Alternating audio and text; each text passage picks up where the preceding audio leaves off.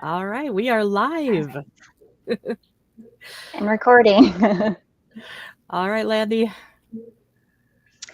Hi there. Well, welcome to the Root Cause Marketing website. We are honored to have Miss Dr. Cindy Ross as our guest today and my co-host, Jennifer Wenzel. Hello, Okay. Dr. Hi, Glad to have you nice here. nice to meet you, and thanks so much for having me. Absolutely. Well, we will just go ahead and dive in if that's okay. I'm happy to introduce our guest, multiple board certified, Dr. Cindy Ross. She's going to be sharing her secrets today as to how to grow a successful functional medicine practice. As a natural medicine doctor and board certified functional medicine practitioner, Dr. Cindy Ross has a deep rooted passion for helping and healing others. She's lived with rheumatoid arthritis for over 21 years, so she has firsthand knowledge of the power of functional medicine. So we're so excited to visit with her today, hear her story, and of course, some of her pro tips for growing a practice. Thank you so much. So, Yeah. yeah, I'll give you a little bit of my background why I decided to go into functional medicine. So, I got sick really young at 19. I was a professional tennis player, and I got sick, diagnosed with rheumatoid arthritis, ended up at the Mayo Clinic. 23 surgeries later, and multiple chemos, and lots of steroids, and it was a journey for the first 10 years of pretty much my marriage. And my mom ended up dying of what I have, and then my brother and my father ended up passing away from autoimmune diseases. So I started a gym back in 2008 called Bodies by Cindy, and I knew that I wanted to go back to school, and I wanted to change people's lives because I knew there had to be a better way. So I started Bodies by Cindy, and we grew it into a 10,000 square foot facility. We had 26 trainers, and it was my baby. It was something that we grew, and we ended up selling it in 2016, and we retired down to the beach. And I went up to my husband one day, and I was like, I want to keep going. I want to go back to school, and I want to get my doctorate. And so ended up mastering in nutrition, and then I got my doctorate in natural medicine, mastered as well in functional blood chemistry analysis. But my passion for helping others and know that there is different alternatives than just Western medicine, taking chemo drugs to suppress our immune systems.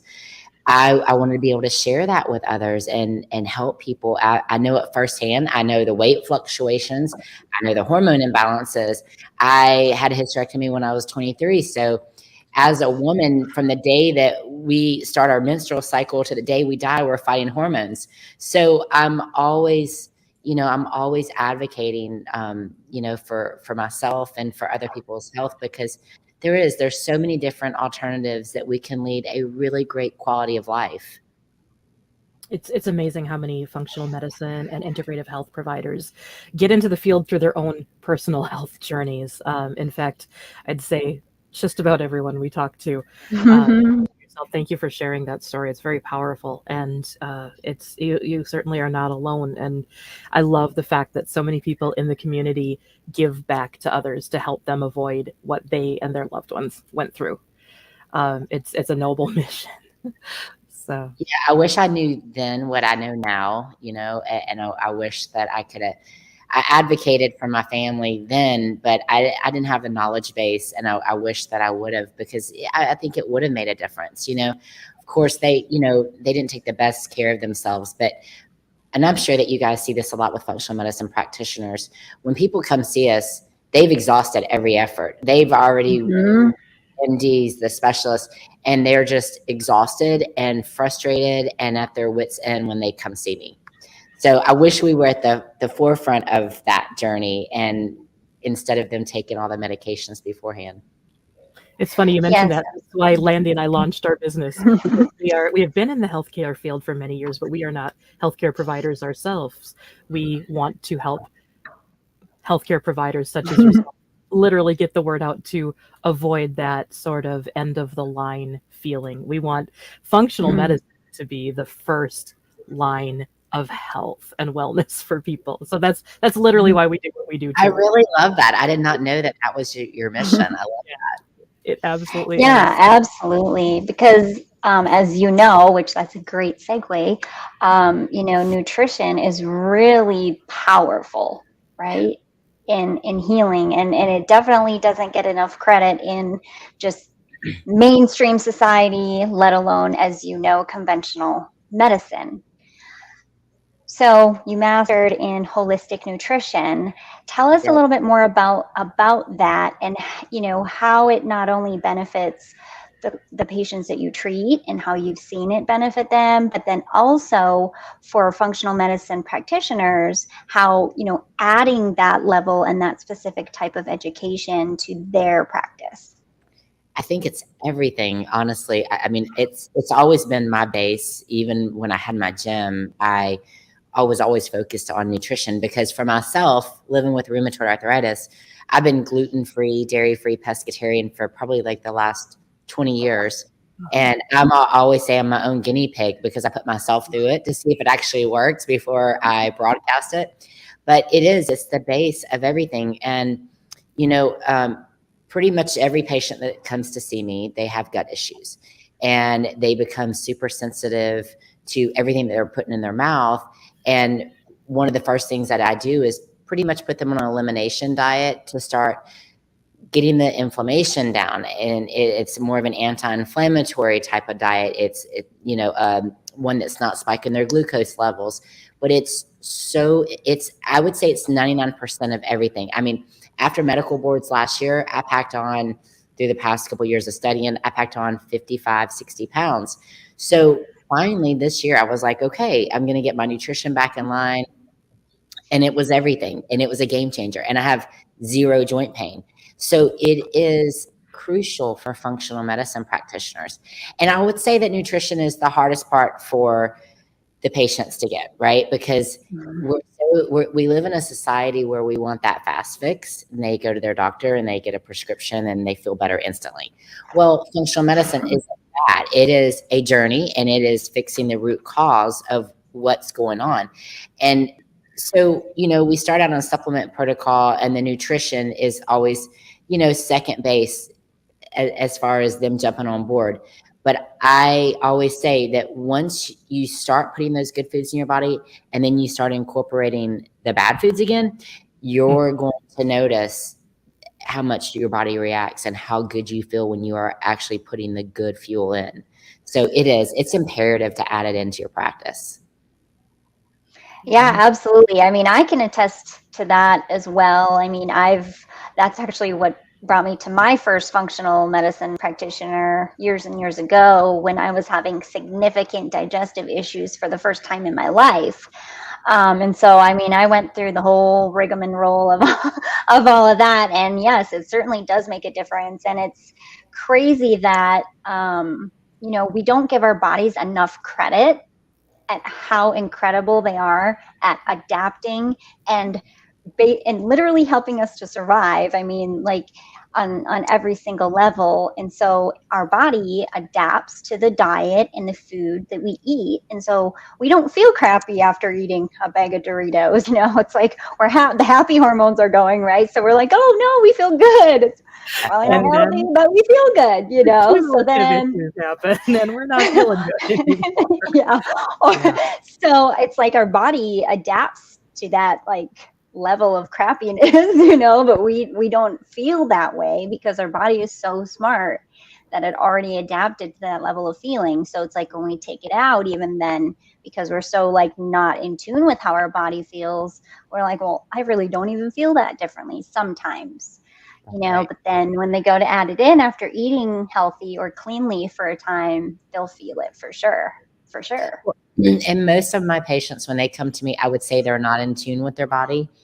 And so, I always have to ask them, do you bloat after you eat? And they're like, oh, yes. Or I'm constipated or, and they don't realize that it is their gut and it is the foods that they're putting into their body that is causing inflammation. And so, for me, again, I'm my own guinea pig. So post-COVID of 2020, I had crazy inflammation with my RA after getting COVID. So the after effects were really bad. Well, I'm like pescatarian. And so I'm like, okay, I'm going to go more plant-based. Well, the more plant-based I went, the worse I felt. And I'm giving myself all these supplements that are supposed to get my inflammation down. And I'm feeling worse and worse and worse. So I end up doing a food panel on myself. And I lit up like a Christmas tree because my gut had gotten off. And you become so sensitive to everything that you're eating. So you literally have to do an elimination diet to figure out what exactly your body is reacting to. That's so interesting. I've been reading a little bit about how researchers are learning more about the inflammatory effects of COVID-19 and how it's actually a disease that affects potentially blood vessels and the way that your entire system responds to everything you put in it. And it's a fascinating topic. It's so amazing that we've almost had this opportunity to put our medical knowledge leaps and bounds ahead through this horrible thing that we've all lived through in the past few years.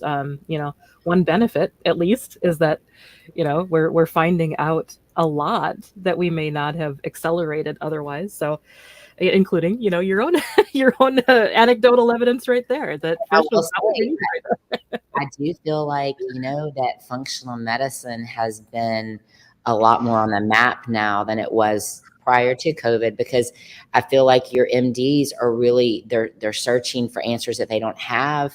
And they're looking for that root cause, like where, we need answers. Like there's more to it than just giving out prescriptions, because it's not fixing it. So I think it's definitely helped functional medicine practitioners have more awareness. Wonderful. So let's talk about and functional medicine. You are a person who specializes in getting out there. You are a master, a maven at media and marketing, which is why we're talking to you today. So we would love to hear more about your own journey with social media marketing, content marketing, getting out in front of the people who you want to help, and maybe some recommendations as to what newer growing practices should prioritize in their marketing budget and the very, very limited marketing time that people have as they're building their functional medicine practice. Yeah, it does. It takes time, but it's an investment. I started when I had my gym. Clients of mine would say, man, if you could market me like you did Body's by Cindy, we would love for you to market our company. So that's kind of how it came about. And I started a marketing company. Well, I had over 800, 900 videos on YouTube and really grew it. Well, when I sold the business, that all went with the business. So when I decided to start doing videos again, for one, I had to get myself back in shape, because you're a product of what you reach. And I could not be up here telling you about insulin resistant and struggling with insulin resistance. So about 17 weeks ago, I started doing videos. And I map it out. Like, so Tuesdays I do a blog, Wednesdays I do my podcast, and then Thursdays I do a video. And I try to keep it between 2 and 5 minutes, because you lose focus after a while. So I try to just give little tidbits, and usually it's a teaser to my podcast for the following week. And I say, hey, tune in.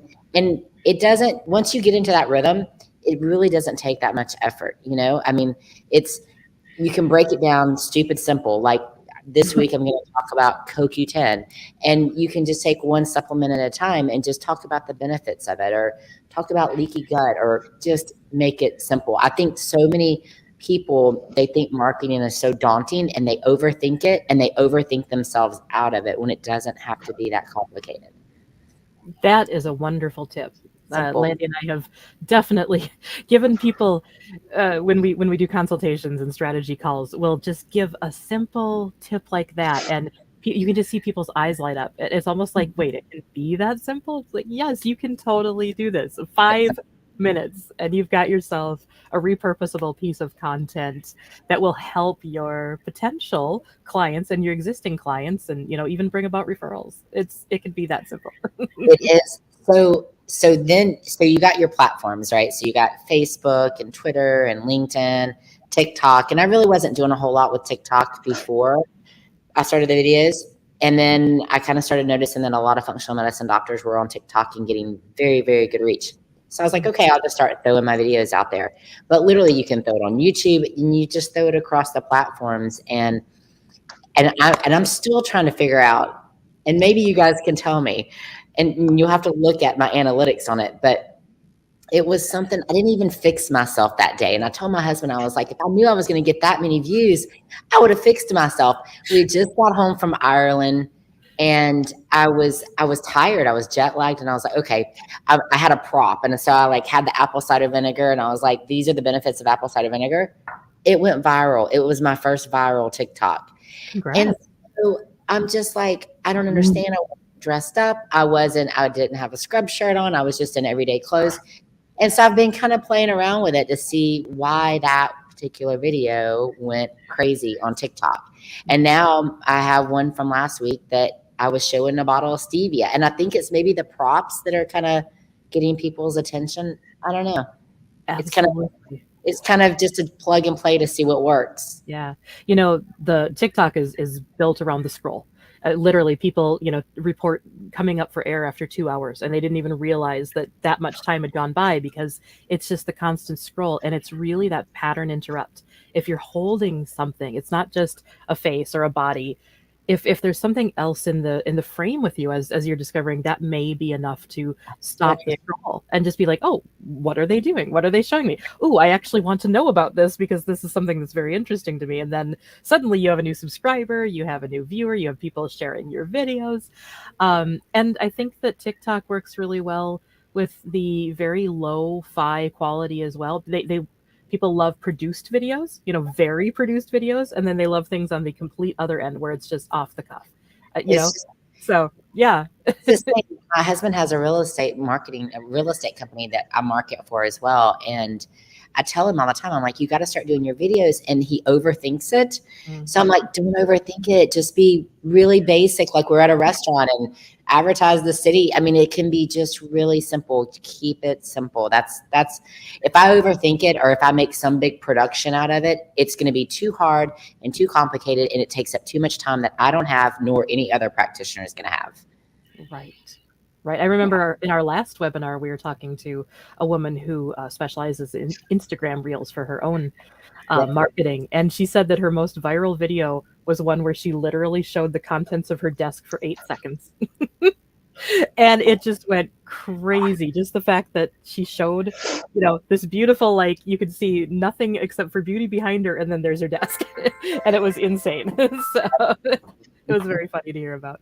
I was doing a video by our pool a couple weeks ago, and I was trying to get my dog to stay to the side, and she's a Connie Corso, and she's big and massive. I was like, you know what? It's probably good. This is my dog Vita, and I introduced her, and it was fun. You just have fun with it. Mm-hmm. Are those the dogs that look kind of like more slender Saint Bernards, if I remember right? They're like a Mastiff, but the Connie Corsos are the smaller of the Mastiffs. But yes, she's beautiful. She's beautiful. I actually kicked her outside right now, so she's not too happy.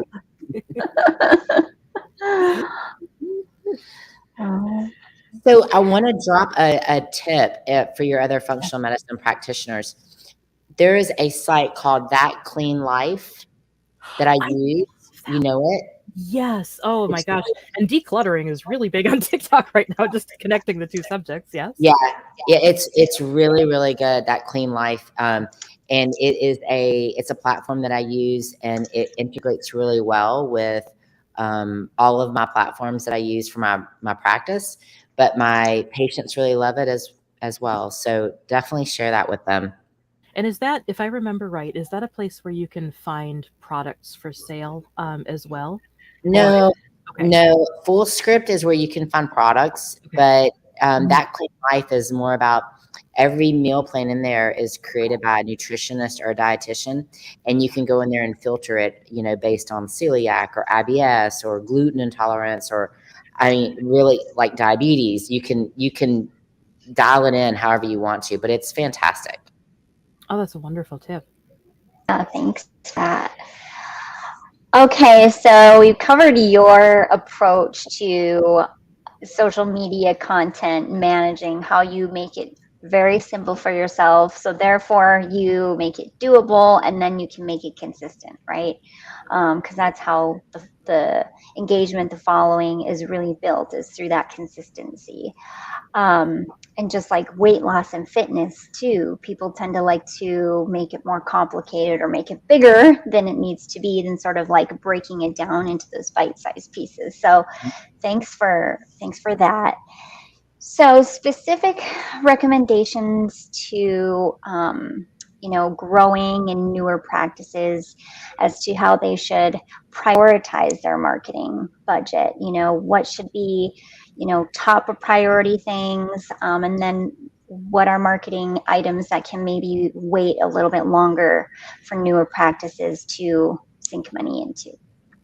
So it can be really inexpensive. People always think that marketing has to be so expensive. It doesn't. I mean, if you can take a couple hours on the weekend when you're not seeing patients, maybe like on a Sunday, and you can schedule out your marketing. There's platforms like Buffer, Hootsuite. I use Hootsuite, been using Hootsuite for years.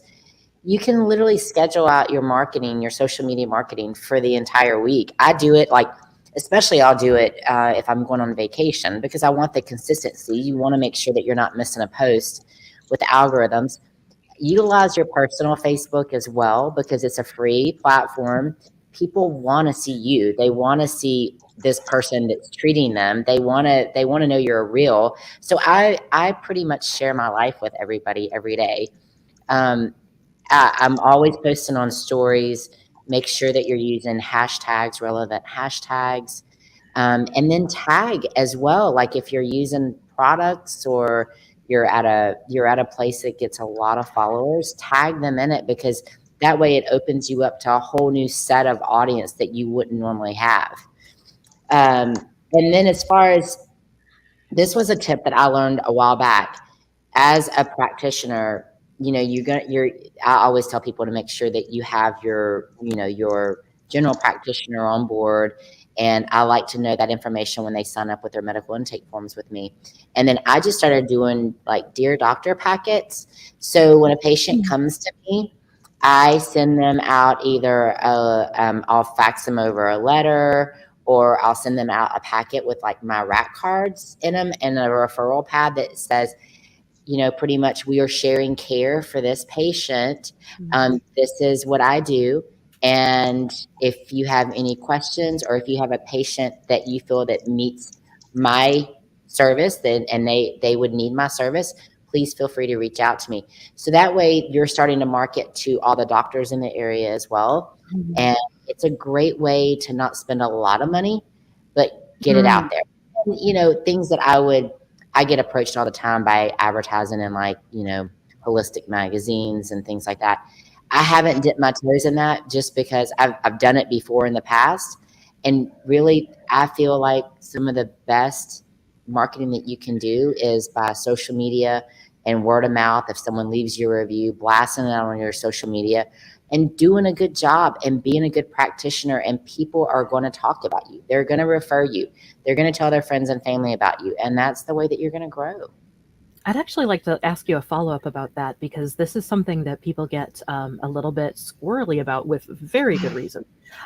When you get a review, there are varying schools of thought over whether or not it's ethical, legal, the right thing to do or the wrong thing to do to actually share that review, even completely anonymized or stripped of a name, just because of the even possible potential of somebody being identified by a particular, health issue or disorder. How do you try to protect yourself, your business, and your clients when you do share positive reviews? How do we get the word out while still remaining? A couple of things, and I actually did the marketing for an acquisition company that did nothing but health clinics. So they were super strict. They did not want a name on there. We could reshare all the reviews, but it just could not have a name. As long as they published it, like on Google, it's out there, so you can share it. If they were like posted on your Facebook, I would strip the name. if you wanted to reshare it on your social media, you know, like create something in Canva with the review on there, I would strip the name of it and just say, thanks. We love seeing reviews like this. You know, it really makes our day. But if they publish it on Google, it's out there. So Or it is or another public site like that. absolutely. I get them on Yelp and Google. I mean, I get them across the board, but those are your two big ones that you're safe. You're safe to share those. Great. I mean, clearly none of us are lawyers here, but we Yes. just want to take reasonable cautions. And so just something that we might want to remind people to think about their patients' privacy as they're sharing reviews, if that's something that may possibly lead back to a specific person. So. And I do have them on, like when I see a patient, I will send them after like the first maybe 2 weeks that they're working with me and they're feeling good and they start feeling good. And I'll say, hey, if you have time, will you leave me a Google review? And I'll send the link to my review to them on text. And then when they leave that, you know, those are the only ones that I publish on my website are the Google reviews. That's a good idea. That way it's nice and safe and they don't mind it out there. And I usually will ask them, do you mind if I share this on social media? Wonderful. Mm-hmm. And with the Dear Doctor packets, what kind of response do you see from your patients, general practitioners, or other providers? Do they tend to, you get good referrals that way? Yeah, really, really good referrals. You know, again, it kind of going back to COVID, they're looking for other alternatives to be able to offer. And, you know, as we know, you know, your MDs, they have very little time that they can spend in the office with you. They're not knowledgeable in the nutrition area. If they are, it's because it's their own self, you know, they're healthy and they're working out. But a lot of them just don't have a knowledge base in the nutrition. So, or even in the prevention side of things. So they're looking for answers. And I'm noticing that, especially in our area, I'm getting referrals pretty much 60, 75 miles out from where I'm at right now from doctors. That's amazing. Wow. Yeah. My question on, on that is it seems like they're pretty open to, kind of passing along that work. Do you feel that it's always been that way, or have you seen, a certain level of resistance from, conventional doctors and partnering with them and things like that? Because it's completely out of their realm of comfort and knowledge. So have you met resistance at all?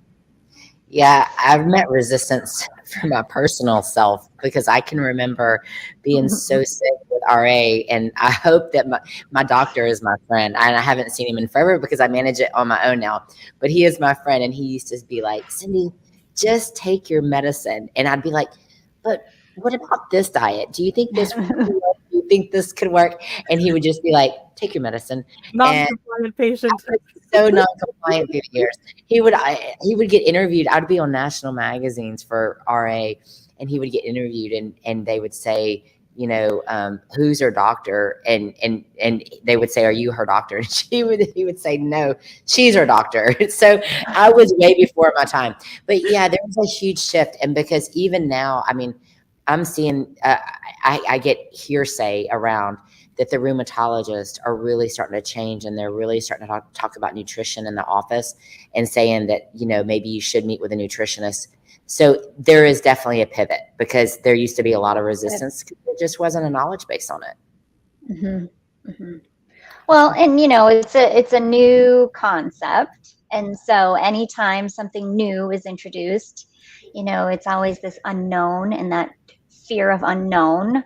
People are always resistant to that until they kind of see some, positive results of this thing working, and which they are now. So that's really great. I mean, like I said, the nutrition is so underrated and forgotten, so easily forgotten about.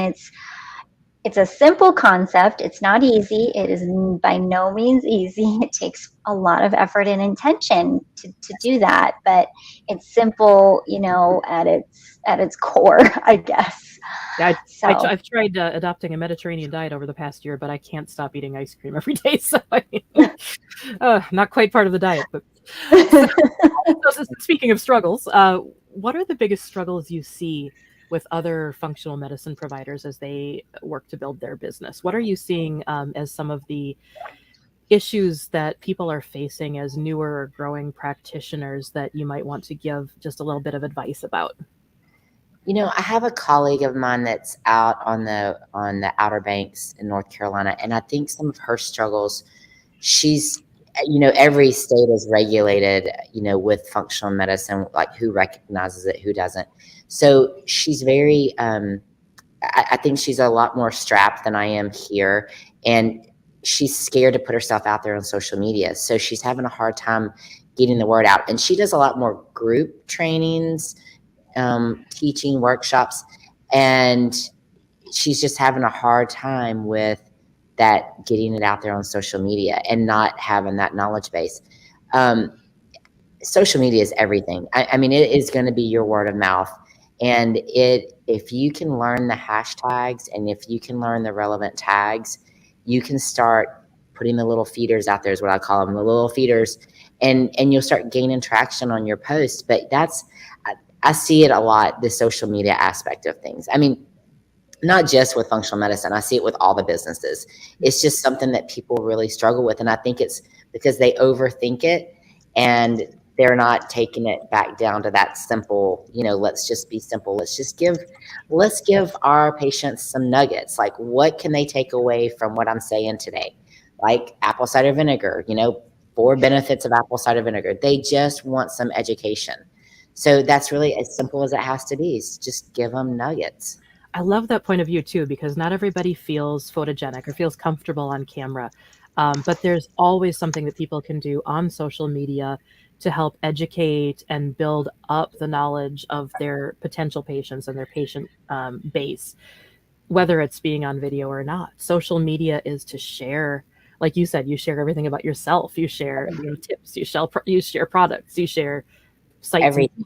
You don't have to be on video to do that in social media. While it's compelling and people love it, that's also what, just little snippets of, a text box on Instagram could be, or right. a Facebook post, and or there's a page.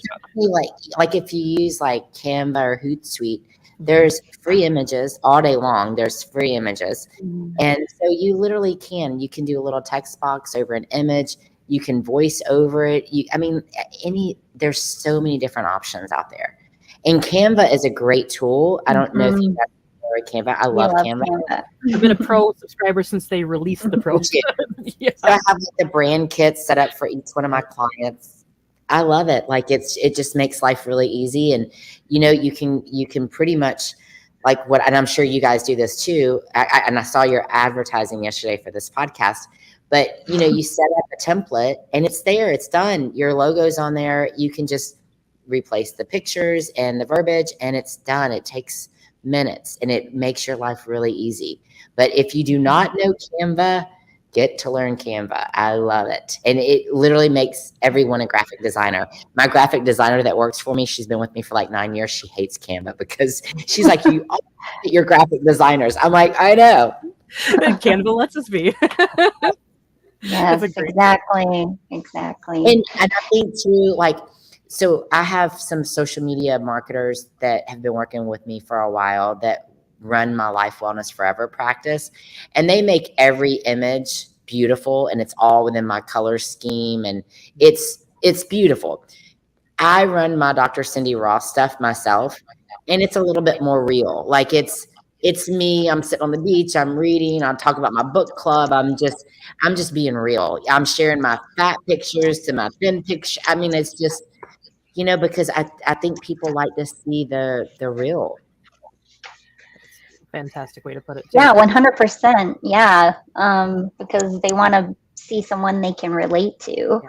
And like you had said with that TikTok apple cider vinegar video, it's like you didn't make yourself up, you just showed the thing and it went viral. So was it actual product, scroll, stop, item, or was it the fact that like, hey, there's this woman, she looks like me and like I can do that, or is it a combination of both? Right? But yeah, like I get that. So, I mean, and it's always like a multiple items. Normally, none of that stuff lives in a vacuum, but it's fun to test, right? So, Yeah, uh, every day I do a video, every week I do them on Thursdays, and every week that I do them, I'm like, okay. And like, I feel like it's such a letdown now, like if they don't go viral, because you hit this mark. Why aren't they all hitting this mark? But it's kind of fun to kind of play around to see why that one went viral. So Yeah.